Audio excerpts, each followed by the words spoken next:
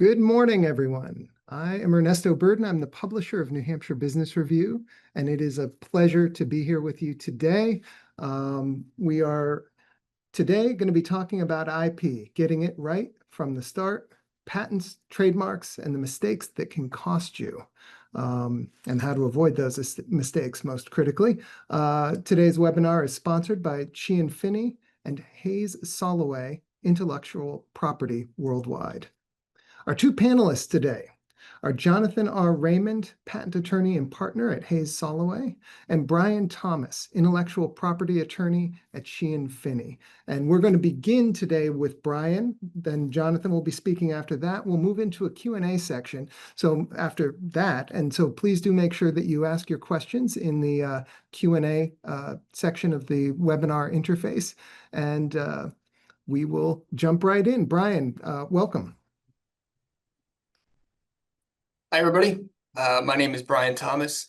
As mentioned, I'm an intellectual property attorney at Sheehan Finney.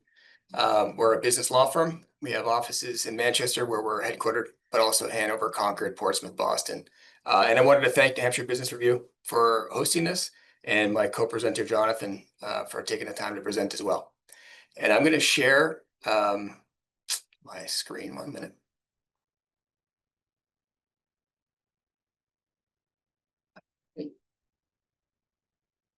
With that is showing up. There we go. Okay. And my aspect today that I'm going to be talking about are trademarks. And trademarks are an area of intellectual property that is pretty much every business deals with, whether they like to or not. And it's a source identifier. It's the brand name for your goods or your services or your company. So pretty much every business deals with this. But unfortunately, there's things that happen that they don't pay attention to, and these can create costs or issues down the road. So my hope today is to talk to you about some ways that you can avoid those mistakes, whether you're picking a trademark for a new product or service, or your company, or you already have a trademark and you want to make sure you're squarely protected. So I'll get into it that way. The first, I mentioned, what is a trademark?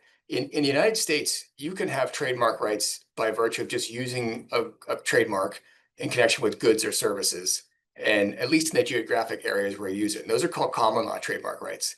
If you get into trouble and you have to go enforce those, you have to run into court. So oftentimes what people will do is register their trademark, which makes it easier if you have to enforce them. And you can do that either at the state level. So if you file an application here in New Hampshire with the Secretary of State, and assuming it goes through, you'll be protected. The mark will be protected here in the state, or on the federal level, which is more often what people do, because when you protect a mark or register a mark with the United States Patent and Trademark Office, or with the USPTO, it's going to give you coverage or protection in all states, no matter where you're using it. You can use the Circle R. It'll be in the database for the USPTO, which means the USPTO won't register other marks that are confusingly similar to yours. And it has other benefits as well. One of the biggest of which I'll mention, and is somewhat of a new thing, is if someone's infringing your mark online, whether it's a social media platform, one of the e-commerce platforms, nowadays they're going to look for you to have a trademark registration with the USPTO. But that's essentially what a trademark is. The first area where I want to talk about is what I call clearing your mark. And that's just a fancy term to say making sure that your mark, first of all, can be protected as a trademark, because some things can't, as we'll discuss. And also make sure that that mark or a confusingly similar mark is not in use by someone else, which means if you begin using it, you might be infringing that mark, or you go to register it, you're going to have your application denied. So I'm going to go through the most common mistakes I see. And I think this applies to whether you're picking a mark or if you're evaluating your own mark. And the first one is generic terms. Generic terms are exactly what it sounds like. It's the generic term used to describe a good or a service. And this seems obvious. I'll give you the example. If an apple, you're trying to sell apples, they grow on a tree, you can't use the term apple because the government doesn't want you to stop other people from using that generic term that everybody uses to describe it. The one caveat I want to give is, obviously you can use what is otherwise a generic term in connection with a good or service that is not the term that's used to it. So like Apple for computers, right? You can use it. But you'd be surprised. Some generic terms actually show up, people trying to create a trademark. So you want to steer clear of that. The trickier area are what are called merely descriptive marks. And these are the marks that everybody in marketing wants to use because they're describing the good or service. They're telling the consumer what the good or service is.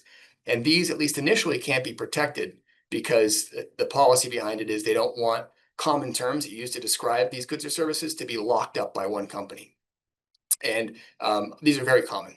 And the example I always give as a classic in trademark law is cold and creamy was a mark for ice cream that someone went to apply to register and was refused because ice cream is cold and creamy. So you have to fight that urge to do a very descriptive mark because sometimes those can't be protected, at least initially. If you want a hint on trying to give the consumer some kind of indication of the goods and service without falling into the merely descriptive trap, the next level of mark is called a suggestive mark. It's not on this list here, but suggestive marks, in my opinion, are the best you can get because they don't describe the good or service, meaning a character or quality or function of the good or service. They suggest it. And the example I like to give is Netflix. We all know what Netflix is now, but pretend you didn't know it was a streaming service and you encountered that mark for the first time. You'd see net, which is kind of like internet, right? And you'd see Flix, L-I or F-L-I-X, spelled differently, but you might think movie. You have some kind of indication. That's a really strong mark. It's protectable and it gives the consumer some indication. So those are the kind of marks I like the best. Another area you want to think about with your mark, if it's currently or if you're going there, are marks that talk about the geographic area of the goods or services. And that's the first one, geographically descriptive marks. Those are marks that in the mark itself describe where the goods or services originate from. And this is another thing people want to do. They want to be able to say it comes from a certain area, especially if it's some meaning. But the government doesn't want us to be able to lock up an area. So if I'm selling coffee from Boston and I call my mark Boston Coffee and it comes from there, everybody who sells coffee in Boston wants to be able to say it's from Boston. So they don't want to lock that up. And a real life example, I will stick with the coffee, is Parma Coffee was an application that was filed somewhat recently. And it was for coffee that was made in the Parma region of Italy. They refused it, of course, but it can be more nuanced. So we all know Nantucket Nectars, those drinks. When they first went to go register their mark, the drinks aren't made in Nantucket. It's just a nice marketing piece, right? But that application was still refused because the marketing team, the people that came up with all the marketing behind those drinks, was sitting in Nantucket. So it doesn't have to be just where the good or service necessarily comes from. It can be peripheral services related. So you want to be careful there as well. The other thing you want to think about on the geographic side is geographically deceptively misdescriptive marks, which is a huge mouthful that only lawyers can come up with. But that's essentially saying your mark suggests your good or service is from somewhere and it's not. And you can see why that would be an issue because you're kind of giving a quality of the good or service that is not, and consumers might be confused. And a more recent example was a vodka company that tried to register the mark Real Russian for vodka. And we all think of Russia sometimes with vodka, but in that particular case, the vodka was made in Chicago. So they refused that, of course, because they didn't want people thinking they're getting a Russian vodka when it was Chicago. Another area that surprises people is surnames or last names. If your mark contains or amounts to a last name, that can also be a mark that's not available for you, at least initially. And the theory there is they want people to use their last names in connection with the goods and services. And this used to be very common names were the ones that got refused, like my last name, Thomas, or Ramirez, or Patel, or Smith. But it's kind of evolved into anything that can even be an obscure last name. And it's not supposed to be that way, but that's kind of how it's been applied. And the one that I'm remembering most recently was Aldecoa, was for, I believe, coffee again. Aldecoa, I didn't know was a last name, but it was refused on that basis because they'll go in and find records of people in the United States with the last name Aldecoa, and they'll refuse it. The last two areas I want to talk about that you should keep in mind when you're picking a mark or evaluating them, your own mark now, is not a kind of mark, but the doctrine of foreign equivalence is surprising to some people. And that is if your mark is a foreign word, it's a foreign word that translates it to something in English. When you go to apply that mark, register that mark with the USPTO, chances are they're going to translate that into the English equivalent. And when they go to look to see if there's any other confusingly similar marks that exist that would prevent you from registering your mark, they'll use that English equivalent because the theory is the average American consumer is going to say that looks like a foreign word and they're going to go translate it. Whether that happens in practice, I don't know, but that's the rule. So I'll give you a horrible example, but if your mark, and please don't use this mark, but if your mark was agua, and there was a mark for water for exactly the good services, Spanish word for water is agua, they're going to translate it, they're going to refuse it on that basis. So some marks people know it's a foreign term, you should check to make sure there's not an equivalent that is infringing, but some just have a cool word, they don't know it. I just plug it into Google Translate and see if there's any other, I'm sometimes surprised. So you want to have that in mind as well. The last piece is a very broad area. I won't be able to cover it all, but it's called failure to function. And essentially it means a word or a phrase that the government or the USPTO feels cannot function as a trademark. And there's lots of categories that fall into that. But the one that's coming up more and more often is a common phrase or a common term. Um, so a good example that most recently came out is there was an educational services group that tried to do your best choice. That was the mark they wanted to do. And the government came back in kind of a subjective decision and said, that's just a common term, your best choice. And people aren't going to see that as a trademark. They're going to just think of it as a phrase. And they refused the application on that basis. So keep that in mind. There are, of course, some famous ones that are registered, like Just Do It. But have that in mind when you pick a mark in that way. And the last thing I'll say about this is, with the caveat, is the acquired distinctiveness. I won't be able to get into full detail here, but some of these lists, these marks in this list, like merely descriptive, if over time these marks acquire distinctiveness, meaning you use them even though they're merely descriptive, 5, 6, 7 years, and the consumers start to associate it with your brand, meaning you're the good or service, then you can, if you prove that, get a trademark registration and protect those marks over time. So these are not marks that you cannot use, but I would steer clear of them, at least initially, if you're going to be picking a new mark. And the same is true, it's another discussion for another time, but sometimes you can register these marks initially, even if it's merely descriptive, on the supplemental register, which is essentially a step down from the principal register. It comes with benefits, but it's not as strong as getting a mark that doesn't fall into one of these lists. The second part about clearing your mark properly is, and this is when you're trying to find out if an existing trademark is out there that would be, your mark would infringe or that would cause your application to get refused. The biggest mistake I see is people talk to me and say, I don't understand why my application was refused. I looked, my mark isn't registered. And they went out and searched for the identical match of their mark, meaning the exact word. And that is not the test. The test that you're going to use, whether you go to the USPTO or a court, is a likelihood of confusion test.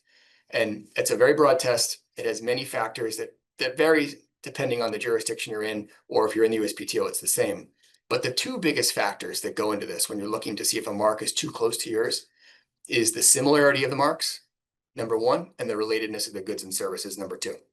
And similarity of the marks is what I was talking about. It's not identical. It's whether the terms look the same, they're visually similar, phonetically similar. So even if they look completely different, spelled completely different, if I say them out loud the same, chances are they're similar. And then broadly, the commercial impression they give. And that means really anything. If a government or a court looks at them and says, those consumers are going to think that's along the same lines, that can be similar marks. And if a mark is deemed to be similar with another mark, the relatedness of the goods and services, that other key factor, doesn't have to be as close. And the vice versa is true too. If the goods and services, which I'll talk about in a minute, are related, the similarity of the marks doesn't have to be as close. And especially if there's two competitors, the similarity marks don't have to be as close. So it's a broad test. On the relatedness side, people are also sometimes surprised to find out it's not the same thing. So if someone's selling t-shirts and I'm selling socks, you're not in the clear. They're going to be related. And the USPTO, at least on their test, what they're going to typically do is they're going to try to find one other source, at least one other source that sells both your goods and services or services and the other mark's goods and services. And if they find one source that sells both, they're going to say they're related. So the socks and t-shirt is a good example, but clothing and sneakers, you see things like coffee or tea, and then on one side in alcohol, the rum or gin or something, they'll say they're related if they can find one brand that sells both, which they usually can. So the takeaway on this one is when you're looking to see if there's other marks existing, it is very much an art and not a science. And this sounds like a self-serving comment, but it's not. I would hire someone that does this kind of work and has spent a lot of time doing it because it's nuanced and it's kind of a gut feeling sometimes. There's many people like me, you don't have to use me, but that's what I would strongly recommend because it's going to save you time in the end. And one other thing I get more recently, which is probably not surprising to you, is people say, well, ChatGPT said it was fine. And I actually think ChatGPT is amazing, and I think it gets a lot right. I have not seen it yet catch up on this, and I think it has to do with more of the nuances. So I wouldn't rely on ChatGPT to say whether there's a likelihood of confusion. Obvious obstacles, yes, but when it's a close call, I would rely on a human in this case. And the last thing is only searching the USPTO database. That is where you should start. I think that's a really good place to start if you're a US business. But remember, we mentioned before common law trademark rights. You don't have to register your mark to get trademark rights. And if someone's out there using a mark that is confusingly similar to yours and you apply to register it, you may even get your registration. But that common law right can be used to oppose your application to stop it. It can be used to cancel your, or at least part of your registration, and it can be used to sue you, even if you get the registration. So when you do your searching, you or whoever's doing it for you should also be looking on the internet, Dun & Bradstreet, if you get other databases, to make sure that no one's using that mark. And it is definitely worth doing this right the first time. The next thing is protecting your mark early. You don't want to wait till you start using the mark to apply to register or to clear it.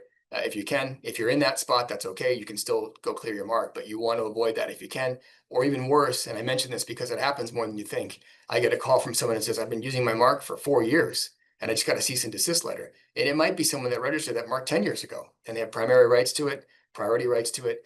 They didn't notice you for 4 years and they come after you. And chances are you're going to have to get shut down if it's infringing. And that's an awful spot to be in. So in the ideal world, you want to clear your mark and apply to register, which I'll talk about in a minute, before you even launch under that mark. And how you can do that. In the United States, we're what's called a first to use jurisdiction, which means, as I mentioned before, common law rights. The first person to use it generally gets the rights to that mark, at least in the geographic areas where they're using it. But the USPTO has an application that's called an intent to use application that is exactly what it sounds like. You get to go forward, you can apply to use the mark or apply to register the mark before you even use it. And you're saying to the government, I have an intent to use this mark, and assuming the application is accepted, you have 3 years from that date to start using the mark, at which point you tell the government, you give proof, you give your first use dates, and it goes on to registration. So this is a really good way to do that. You clear your mark, you file the intent to use application, which gives you an indication you're going to be in the clear, and then you start launch under that good or service, or it's a company name. The caveat to this is foreign countries. They're generally first to file countries. Not everyone, but most of them, which means the first person that files, even if they're not using it, even if they don't have an intent to use it, can get the trademark registration. So if you're in foreign countries, you want to think about getting applications on file sooner rather than later. And we'll talk about it in a minute, but there's ways to protect against someone jumping in front of you. But trademark squatting is a real thing. And that's a funny term, but there are certain countries that people will watch the USPTO applications. It's public what's applied for, and they'll immediately go and apply in their country. And I've handled many of these. And when they do that, they get the rights to those marks, even though they're not using it. And then when the company comes to go do business or manufacture or do something else in that country, and they realize their mark is taken by someone else, sometimes they have to buy that mark back from that person. And that person's sole job is just to take it and sell it back to you. And it can be very expensive. Now, there's ways around that in some countries, but not every country has that law. So you have to keep that in mind. And we'll talk about a strategy for how to get around that in a minute. The last thing I wanted to talk about on this, it was thinking globally. Because if you're a US business and you're selling goods and services here in the US, I think a USPTO trademark registration is almost a must. It's not that expensive. It doesn't take that much time, and it gives you great protection. You're really going to want it. But that is only limited to the United States. So there's no single trademark law or even registration that you can get that protects you across the world. And again, it's not just selling or your goods and services into countries. Sometimes it's manufacturing. You don't want to have your goods and services locked up in any way in some other country. What you can do, though, is there is treaties in place among the United States and other countries. I think at this point, the Madrid Protocol is over 120 countries and then there's a World Intellectual Property Office that helps manage that. But in a nutshell, that means that if you have your US application on file or it's a registration, you can file an international application with a single application through the US in English and designate the countries in which you want to apply in.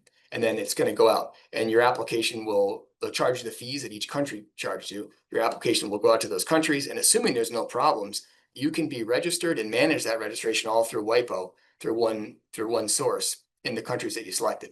If there's a problem, you're going to have to then hire a lawyer in that country, but at that point you might decide not to pursue it. The very good news about this too is I mentioned the trademark squatting part.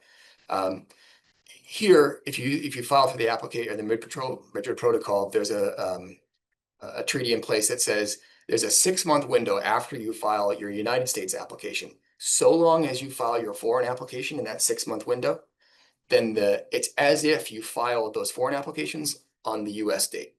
And that prevents people in other countries from jumping ahead of you because it's the same date that you filed your US as long as it's in the 6 months window. And you can stop people from doing the trademark squatting. So that's a really important aspect of that as well. Be strategic where you go globally. Sometimes I say 120 countries and the client says, well, that's great, just file with everybody. And then they see how much that costs. That's not practical.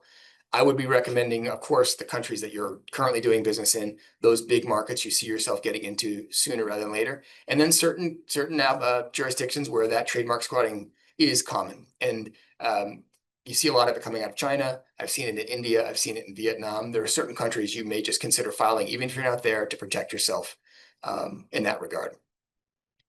And the last thing is monitor and enforce your trademark on a global basis if you're global. But generally, trademark owners are going to have some kind of trademark watch service in place. They're not expensive. It's a third party that charges sometimes, it's not even $1,000 per year to monitor your mark across the world. And what it'll do is it'll notify you if any confusingly similar marks are applied to register in any country.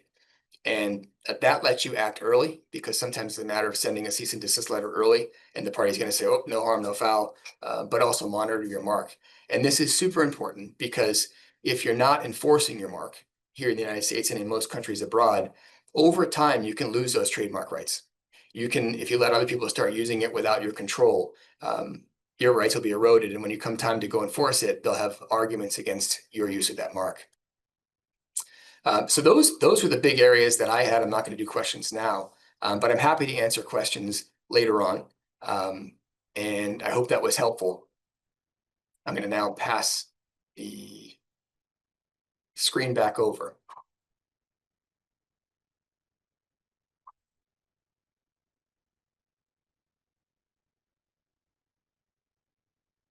There we go.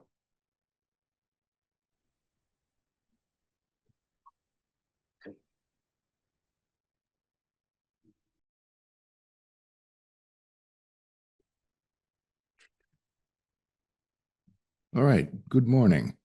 Thank you for the intro earlier, Ernesto, and Brian, thank you for that presentation. So I'm going to share my presentation here now.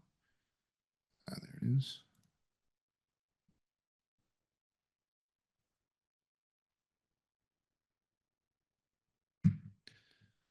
All right, excellent. So my presentation is going to be an overview of 3 common patenting perils and how to avoid them. And this is going to be kind of a brief, high-level discussion of each of these topics. There's certainly lots more detail that we could discuss offline after this. All right, so the goals of this presentation, first and foremost, is to improve awareness of some common mistakes for patent applicants and patentees, both at the individual and the corporate level. Number 2, to teach some prudent practices for avoiding those mistakes. Number 3, to demonstrate the importance, of course, of consulting a patent attorney before attempting to patent and commercialize an invention. And then number 4, to develop our common mantra, which of course is an ounce of prevention is worth a pound of cure. All right, peril number 1, disclosing before filing. So around the world, when you go to try to patent an invention, there's a novelty requirement. And on the one hand, we have what's known as the absolute novelty standard. And under this standard, a patent application filing must precede any public disclosure of the invention. If absolute novelty is destroyed because of a public disclosure, inventors are precluded from patenting the invention in all the absolute novelty jurisdictions. That means the invention becomes public domain in those countries. That includes much of Western Europe, including the UK, Germany, France, and several others, as well as China. There is a limited exception in Europe if the disclosure happens as a violation of confidentiality agreement, then you have an actual 6-month window to file. But for the most part, destroying absolute novelty by a public disclosure is problematic. On the other side, we have the relative novelty standard. So here, the government, the relevant government, will give a grace period after disclosure of the invention under limited circumstances, usually pertaining to who and how. So when the grace period expires in a given jurisdiction, the inventors are precluded from patenting the invention in that country where the window is occurring. So the invention becomes public domain in each country when its respective window closes. The US, Canada, and many others have a 12-month window. Japan has a 6-month window and a 12-month window. Which one is applicable depends on the filing date that's relevant to the circumstances. So what constitutes a public disclosure? First and foremost, public demonstration of the invention. That can be in person, that can be online, lots of stuff on social media, YouTube videos, etc. It could be as simple as showing a prototype. It could be providing a tutorial on how to assemble, use, or modify the invention. All of these things can constitute sufficient disclosure at a public level, a demonstration of the invention. Traditional publications disclosing the invention, written articles, it's things you'd see in science and trade journals, university and technical publications, press releases, corporate promotional materials, again, social media posts, blog and vlog entries, things like that. And the most common offenders are things like photographs or sketches, mock-ups, specification listings, wiring diagrams, flow charts, etc. There's many, many different things that would constitute a publication in this instance. Public discussion of the invention. This happens a lot with conferences and lectures. Trade show presentations and materials too also come into play. Things like posters, flyers, handouts even to participants that are walking around the showroom floor. Both offers for sale and actual sales of a product or service that's incorporating the invention. Again, traditional types of sales and online. Amazon and eBay are places where you can destroy rights like that too. Contracts and agreements that might involve the sale of a product or a service incorporating the invention. That's another way. And there's many, many more. So who can make a public disclosure? Basically, anyone who has sufficient knowledge of the subject invention that can effectuate an enabling disclosure of that invention. And that would include at the nucleus, of course, the inventors themselves, but also lots of different people who surround the inventors, right? Everyone from management to sales and marketing teams, which of course want to get the information out there and drum up sales, to different types of posts online for PR or website and social media posts, etc., as well as vendors and collaborators, other parties that might be involved with the overall pipeline and working on products and working together in a collaborative manner. So, and there's even more beyond that. So anyone that can get the information basically from the inventors and has sufficient knowledge of it can make and effectuate a public disclosure that could be problematic. So let's get into some US patent law specifics. So again, the US is a relative novelty jurisdiction.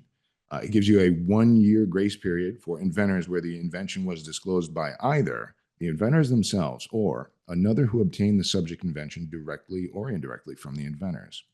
What that means is the grace period does not apply to others outside of this limited scope. So if there's a third party that of their own stroke of genius comes up with this thing that is the same invention that you have, but they don't have the intent to go ahead and file on it, and they go ahead and just dedicate it to the public, they disclose it, and that's that. You won't have that 1-year grace period in that instance. The clock for the 1-year grace period starts on the date of the first disclosure, and it ends 1 year thereafter. You can file on the final day, although that can be a frantic exercise for everyone involved. So US patent law also has a definition of what constitutes a disclosure. So first and foremost, we have, and a lot of these are going to be duplicative or reflective on the things we already talked about, right? So the first one is described in a printed publication. Number 2 is in public use. Number 3 is on sale, again, both actual and offer for sale. And then the fourth one, which is a catch-all, is otherwise available to the public. That one's a little more nebulous and certainly a fact-intensive analysis needs to be done if it doesn't fall into those first 3 categories, but maybe the fourth one is a concern. So in the end, after public disclosure of an invention, the inventors must file at least 1 US patent application on the invention by the anniversary of the very first, the qualifying public disclosure that occurred, or else be statutorily barred from patenting that invention in the US thereafter. Let's talk about a first batch of prudent practices here. File patent applications on the invention before any type of public or otherwise non-confidential disclosure of the invention, and simultaneously ensure that others in the pipeline do not disclose the invention prematurely. Again, that can be a concern with people in management, sales, marketing, et cetera, people who want to get the information out there, but we need to make sure we capture and protect the invention before that proceeds. Communicate clearly with relevant personnel on upcoming disclosures of the invention of any sort. That includes your patent attorney. If you have a planned disclosure, something that needs to happen, everybody in the pipeline needs to know, especially your attorneys who need to make sure that you're covered by whatever filings you currently have, or if you need to make one, a new filing, we need to get working on that right away. Develop a patent application drafting and filing strategy as early as possible, of course. If needed, consider rapid filing options for preserving rights, even at the last minute. A common one here in the US is what they call a provisional application. It can be drafted fairly quickly, a quick and dirty solution where you intend to do and include more detail later on. It gives you its own one-year window in which to do that. If you absolutely must disclose an invention before filing, do so under a confidential disclosure or a non-disclosure agreement, right? You're going to want that document to have terms covering the patenting, the confidentiality, and the ownership not only of the inventions, but other proprietary information surrounding the inventions. After that, limit your disclosure, your discussion of the invention, to what is covered within the four corners of that document. Ideally, you would file a priority application like a provisional, like I just mentioned, and disclose only what is strictly necessary under the CDA or NDA. It's a belt and suspenders approach. It may be overkill, but it certainly is a prudent approach. And then a note for employers: consider leveraging non-disclosure and assignment terms in employment agreements to prevent employees from being able to walk away with or extinguish patenting rights easily. See, in the US, by default, patenting rights are owned by the inventors. So those rights must be transferred to the employer if the employer is to hold them thereafter and be able to assert them when it comes time. So a common way to do that, of course, is an assignment. Okay, peril number 2, unwittingly, perhaps, sabotaging your own filing options. So there are different types of patent applications and patent-like rights that are intended to cover different types of inventions the world over. In the US, we have applications for utility patents, design patents, and plant patents covering those respective subject matters. There's also utility models that are popular in a number of other countries. Germany and Japan are two that come to mind. There's distinctions between early priority applications versus, and we'll get to this later, PCT international applications, national and regional stage entries thereafter, or maybe just a direct filing in a given jurisdiction. There's a lot of options on the menu. Moreover, there's differences as between a divisional or a continuation in part application where that's applicable under the circumstances and on a per jurisdiction basis. Above and beyond this, we have timing, order of operations, and many other requirements for effectuating proper patent application filings. Seeking domestic and foreign protection through multiple related filings adds significant layers of complexity and expense. So there's fees from multiple patent offices, the US and any number of other foreign jurisdictions where you may be filing. Moreover, you have, likely in that instance, multiple patent attorneys or law firms that are going to be working. You have someone stateside, and then you have someone in the foreign jurisdiction, et cetera. So fees can get pretty high pretty quickly. You also have things like communication, timing, and delays in action, translational expenses and issues that might need to be handled, extensions of time, foreign filing licenses and export controls, foreign inventorship complications, and many, many more. So again, there's lots of complexity that comes in when you're trying to protect your invention in the US and abroad. Moreover, you have many different possible combinations of domestic and foreign filings, and we'll get to a couple example ones in the next slide. There's additional options for expedited forms of examination. There's a patent prosecution highway request. There's a request for accelerated examination, such as a petition to make special based on the inventor's age or health, or perhaps the subject matter of the application at hand. There's also prioritized examination. You pay the USPTO a fee, and they move your application closer, but not directly, to the front of the line for examination purposes. So in all cases, once the relevant filing window closes, typically there's no further opportunity to file. There's minimal or even no forgiveness on that. Attempting to reopen a given window, if it's even possible, can require paying significant fees and making some official statement on the record that perhaps missing the window was accidental and unavoidable even with best efforts. That's oftentimes not the case. It's not appropriate to make that statement.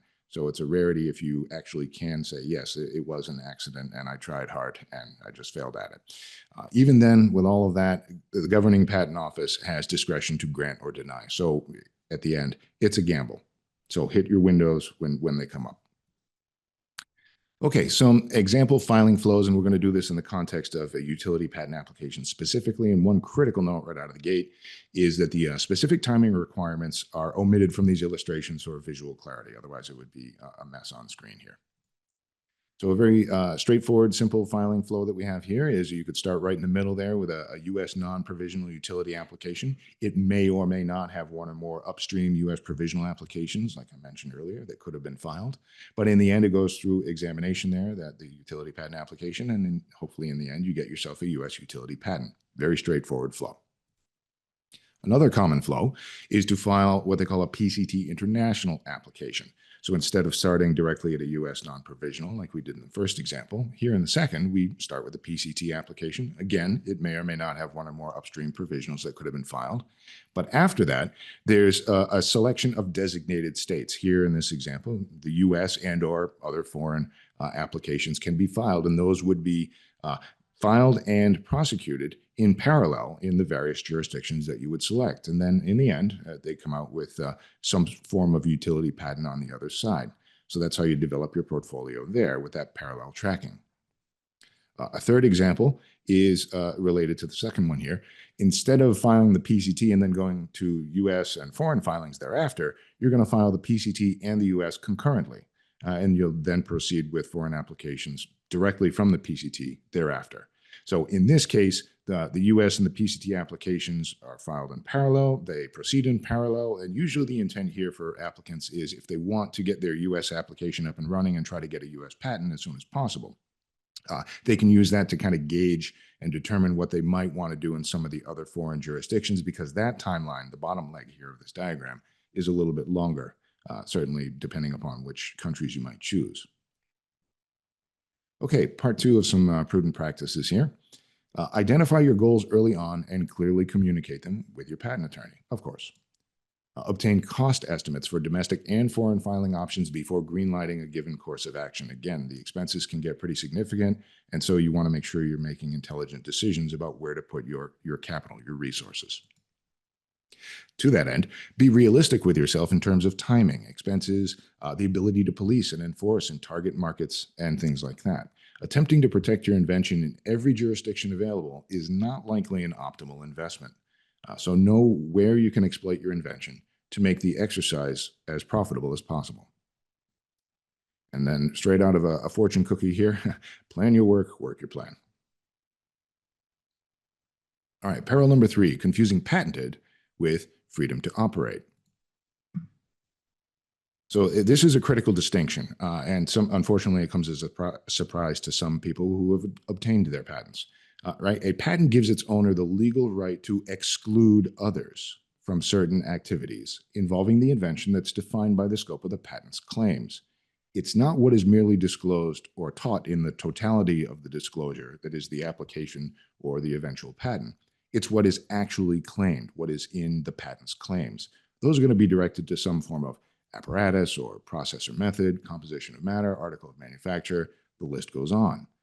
So those rights, the right to exclude others, are granted at patent issuance, not simply by virtue of having a patent application pending. The maximum lifespan of a patent, its term that is, varies by jurisdiction and by patent type as well. So some have a longer lifespan, others have shorter. Some have requirements along the way for making sure that they're in good standing. For example, a patentee may be required to perform certain actions like paying maintenance fees to keep a patent in good standing. In any case, at patent expiry, the subject matter that's disclosed in there, right, in the totality of the universe that is the application and the patent, that includes everything that's claimed and unclaimed, is considered, okay, dedicated to the public. It's public domain. It's available for further use. So let's talk about U.S. patents specifically, right? Again, the patentee has the right to exclude others from certain actions, certain activities. Those are making the patented invention within the U.S., using the patented invention within the U.S., offering for sale or selling it within the U.S., importing it into the U.S., and if the invention is a process or a method, for example, using, offering for sale or selling a product that's made by that process, and importing any product made by that process into the U.S. And the key important point here is all of these things, you see the phrase into or within the US, right? So patents are a territorial defensive right within the borders. It doesn't extend to other countries. It stops activity within the US and coming into the US. Owning a US patent does not grant any affirmative right to do any of those actions, make, use, offer to sell, import the invention that's covered by the patent claims that you have or otherwise disclosed within the patent or even the application upstream from which that patent issued. So here's the surprise for some. Your own patents give you no right to manufacture a product or provide a service incorporating your invention. Moreover, your own patents provide you with no legal protection against infringement of another party's patents. In other words, something being patented does not give you freedom to operate. And that's a critical distinction. So here I'm going to give an example US case using my absolutely impressive PowerPoint animation skills, I assure you. So here we have a first US patentee. They have a patent with an independent claim number 1 here that's directed to a widget. That widget comprises 3 features, A, B, and C. Well, along comes a US patentee number 2, again, having their own patent. Independent claim 1 there covers a widget that comprises features A, B, and C, much like the first one, but they have a new and inventive feature D. So they get their own patent on this particular widget. So patentee number 2 gets it in their head that they're going to manufacture and sell a widget that includes all 4 of those features, A through D. Well, remember, patentee number 1 has a patent that covers features A through C, which are found in this widget. So that device would fall under the scope of claim 1 of patentee number 1's patent. So that person can assert patent infringement and stop the US patentee number 2 from proceeding with selling. And of course, that's a bad day for patentee number 2 and a great day for patentee number 1. So let's talk about some more prudent practices here on this side. Of course, consult a patent attorney before moving forward with any product or service that could infringe patents in the US or elsewhere. And consider a freedom to operate, an FTO investigation. It's sometimes called a clearance or a right to use study. When would you want to do that? As early as possible in the product service development cycle, certainly before launching a new product or service, and before acquiring a new company is a typical place that you would want to do one as well. Why would you want to conduct an FTO investigation? Well, it can be useful in many different ways, including determining whether there's a need to perhaps design around, that is, modify your current product or service to avoid infringement of a patent that is on the horizon that you're aware of. Or in another case, you might say, actually, we need to take a license from that patentee. And so it gives you the presence of mind to go ahead and start that negotiation process with the current patent holder that holds the patent that would be problematic otherwise. Of course, this helps to reduce wasted time and effort, as well as limit your infringement liability. And so it also, and this is a bonus, I suppose, it gives you an opportunity to identify opportunities for patenting or further development of products or services in the market, right? So this is a strategic source of inspiration. It gives you an appreciation of what the landscape looks like, and maybe you can find holes within that landscape where you might be able to fit in with a product or service to fill those holes for consumers or otherwise. And that ends my presentation. So thank you for that. And if you have any questions in the Q&A, happy to answer. All right, great. Thank you, Jonathan. Fascinating. I know I have questions for both you and Brian, if you want to come back as well. And we do have some questions from the audience. So I'll start with the audience questions so they don't get overlooked with this flood of information I'm going to ask you for. Let's start. One of the earliest questions is talking about your invention with ChatGPT, a disclosure. Well, it would be problematic. I'm always hesitant to send out any important details on a would-be invention to the internet. I don't even like searching on Google, perhaps. So maybe there's a healthy or unhealthy level of paranoia there. But it's got to be a public disclosure, right? So the discussion of any material that's going to an internet prompt, unless that is published, made available, right, to the public thereafter, for now, anyway, it doesn't look like that constitutes a public disclosure. But again, out of an abundance of caution, adverse to risk and things like that, I would say making sure you keep your information as secret as possible, discussions only with your patent attorneys and a select other few, certainly people under confidentiality agreement. That would be a much better approach to developing an invention if there needs to be further development of it before proceeding with application. That actually brings us to one of the questions I had, and we had talked about this a little bit on the prep call that we had. Public disclosure, can you, like, I still think it's interesting that, you know, in many cases, you know, CEOs of big tech companies talk about their sort of product, you know, development timelines for the benefit of the board and the shareholders and so forth. And how often do things accidentally get publicly disclosed, and what doesn't count as public disclosure? Sure. I would imagine that before the bigwigs go ahead and start talking and you know, touting the merits of whatever the invention is, they're working with either their in-house team or outside counsel, and they've already got something on file somewhere, right? That would be the best approach. It would be rare for somebody to of that level, that stature, to go ahead and just start blurting out important information. That would be problematic, as we already discussed. So the level of publicness, right? How public the information is, it's a threshold that isn't easily defined, right? It has to be made publicly available. It has to be something that's disseminated to the public, right? So if it's spoken at a conference, yep, I think that would absolutely count. If it's spoken in a boardroom, I would also imagine that most of the people that are on that board are subject to some sort of confidentiality agreement or something else that's comparable that's in place. Not likely to constitute any type of public disclosure there. But if one of those individuals broke that and went ahead and gave the information freely to the public thereafter, that would be a problematic circumstance. So, and in breach of their agreement, of course, whatever they had in place. So I hate to say it depends like a typical lawyer, but yeah, it depends. Okay. Well, so we have a question from the audience that will go next to Brian.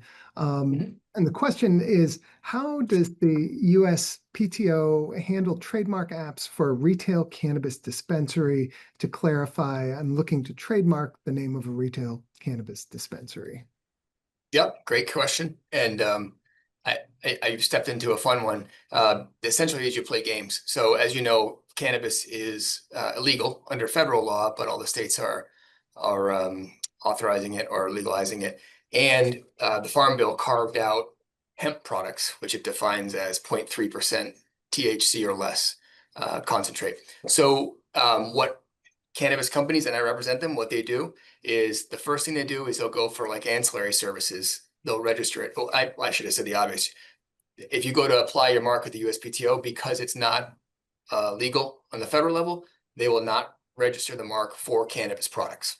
But you can go for ancillary products. So what you'll see is education services or a website providing information about cannabis. You'll see retail store services, to answer your question directly, retail store services for tobacco, for hemp, for all these other things, for smoking paraphernalia, for, you know, all the things that you can use cannabis with. And at the end of that, you're going to see something that says all products related to hemp, excluding, you know, or I'll give you some language here, solely derived from hemp with a THC percentage of not less than 0.3%. So you're basically getting all the products around it until the feds legalize it and you can jump in. The same thing goes for apparel. I mean, really anything you can think of, they're boxing out so that their mark is strong that way. You're also seeing one other tactic. If you're a regional business, let's say you're here in New England and the states that allow it, you can go and apply in most states on a state level. So file 5 state applications for cannabis retail and get at least protected there. Obviously, if you're nationwide, that's expensive. But that's typically the approach you're seeing people take for now. And everybody's just poised with the expectation that it'll be legalized. They have the brand wrapped up for peripheral goods and services. That is fascinating. All right. Well, now I'd like to jump into some questions for you both. First one is, and I think we touched on this also a little bit in the prep call. What has changed over the last 10 years? We talked a little bit about there's been a surge in filings since COVID and then the administration change. And what's driving that increase, and how does it impact small and mid-sized companies here in New Hampshire? And either one of you, welcome to jump in on this. Sure. So there's been a surge, at least since the end of last year, where a lot of companies, a lot of corporate clients, big and small, have been more motivated, I guess, to invest their time and their resources into developing their patent portfolio, whatever it might be. So there's instead of putting all of their resources only in one particular application, they're willing to kind of diversify and fill out their portfolio with multiple applications covering different aspects simultaneously. So there's a willingness and a desire for obtaining multiple patents to crowd a given landscape. Over the previous couple of years before that, when resources were maybe more tight for various reasons, leading up to COVID and whatnot, the instinct was, okay, let's trim all of our expenses, and patents as a sort of, I guess, luxury in that regard. For companies even, they consolidated their resources into keeping only maybe one application alive in a given space, moving forward with just that one, and trying to stretch the clock as long as possible before they had to make certain decisions. So there was a simultaneous shrinking of overall total investment and focusing of that limited investment only on one particular golden goose going forward. Now it's a little more diversified, which of course is better for risk management and making sure that you have lots of different bobbers in the water, right? Trying to get as many different fish simultaneously as opposed to only going for one. And Brian, any thoughts on that same topic? Yeah, I think on the trademark side, it's just a growth of two things. One, business is going more global now. We're all connected. And then business is going online. I mentioned it before, but it's almost not a necessary, but close to it, especially if you're selling products, to have your mark registered if you're using e-commerce sites, because there's a lot of games that are played with counterfeit products or on Amazon, putting different kinds of goods and services and playing off people's marks. They need those registrations. So every year, the USPTO reports a larger and larger and larger increase in applications coming on file. And a lot of it's coming from out of the United States too. As markets open up, borders go down online. So yeah, it's harder to get a trademark these days. There's a lot of registered marks. That's the truth. The online aspect of it is something that I jotted down a couple of notes about. You had Jonathan mentioned in the filing flow that you could do, basically file for a US patent, and that seemed fairly straightforward. And then these other things that got you patents globally. And you talked a little bit about the calculation that somebody would have to do in terms of how much they want to spend to do that versus what the benefit would be. But what that made me think of is people who are selling their inventions on Amazon, and whether they've both patented and trademarked them in the US. How easy is it for people to just copy that wholesale, imitate the trademark? Like, who polices that? And last, this is a little bit of a shaggy question, but the last part of it is, you had also mentioned, Jonathan, that the U.S. patent protects someone if the item is being offered for sale or imported into the U.S. And so, again, this is how well does Amazon and other retailers police these kind of things? So policing a patent would fall basically to the patent holder, right? I own the patent. I want to make sure other people aren't infringing it. So it's not really going to be on anybody else except for me to look at that as the patent owner. And again, it's a territorial right. So even though I may hold a patent in the US, one in Germany or whatever, if somebody's doing some infringing activity in Australia and I don't have an Australian patent that covers whatever they're doing, I can't stop them in that regard. But if they were going to make that product in Australia, ship it into the US, and I have a US patent that prevents that, that's where I can stop it at its borders. And I can work with the government toward making sure that that's done appropriately. But in the end, the policing, the monitoring, the policing, and the enforcement comes down to decisions made by the patent holder itself. as to what they want to do. And sometimes the juice may not be worth the squeeze. Okay. The question, Brian, for you, in your presentation, you had talked about geography as you know when it's contained in a trademark, and that you can't be deceptive with that. How does a company like Patagonia fall into that? And as an example, they're a clothing brand that's made in Ventura, California, but they're Right. named Patagonia. Yeah, I haven't looked at the prosecution history for that, but I can almost guarantee you that they're on, or they were on acquired distinctiveness, which means that they have become such a famous brand that no one thinks of them as being in Patagonia now. They can say it's not merely descriptive or not misdescriptive, right? They've now associate Patagonia with that company in California, and that's probably how that worked. But if I applied to register that now, and if that company didn't exist, you would probably run into trouble considering how well known Patagonia is, and the goods and services don't originate from there. But that's a good example of when you can acquire distinctiveness over time. That an otherwise deceptive mark isn't anymore because so much notoriety is around the brand that people know it's not from Patagonia. Would that were the rules looser at one point, like when they were founded? My guess, knowing the history of the company, they probably didn't even protect their mark. They probably just charged ahead, right? If you ever read the history in that company, and then later on, you can go forward and say, "Hey, listen, we've had X amount of years under our belt, this much sales, we put into this much into marketing." You can do consumer surveys and prove to the government that even though this might seem deceptive, it's not. People know this is we're Patagonia. Not that we're saying our goods come from Patagonia. So that can happen. You don't even have to apply for the mark and be refused. You can do that later on after putting some time and effort into the mark.